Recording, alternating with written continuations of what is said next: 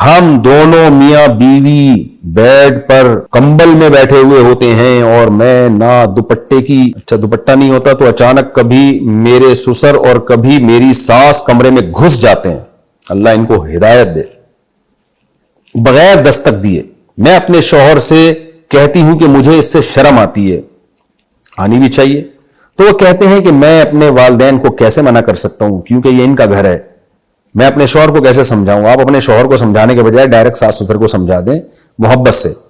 بولے انکل ہم کمرے میں بیٹھے ہوتے ہیں شوہر کے ساتھ, میاں بیوی تو بے تکلف ہوتے ہیں, گپے مار رہے ہوتے ہیں, بے تکلف ہو کے بیٹھے ہوئے ہوتے ہیں. تو ویسے بھی کسی کے کمرے میں جب لڑکا بالغ ہو جائے نا تو باپ کو بھی نہیں چاہیے کہ وہ دھاڑ کر کے کمرے میں داخل ہو. تو یہ اس کو بھی چاہیے کہ نوک کر کے آئے. یہ قرآن کا حکم ہے.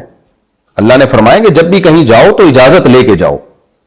تو اس لیے اس کو پہلے بتا دیں ساس سسر کو, ان دونوں کو پہلے آپ محبت سے, پہلے میاں کو بولیں کہ آپ خود ہی بتا دیں, محبت سے سمجھا دیں. میاں صاحب نہیں بتا رہے تو آپ بہت ہی رسپیکٹ کے ساتھ کہ سسر صاحب آپ میرے باپ کی طرح ہیں, تو آپ بہت اچھے ہیں, مجھے آپ پہ کوئی شک نہیں ہے, لیکن میرے والد صاحب بھی تھوڑا سا اس کا خیال کیا کرتے تھے کہ جب کمرے میں آتے تھے نوک کر کے آتے تھے, تو آپ بھی تھوڑا سا خیال کر لیا کریں. لیکن خود نہ کہیں, کسی اور سے کہلوا دیں.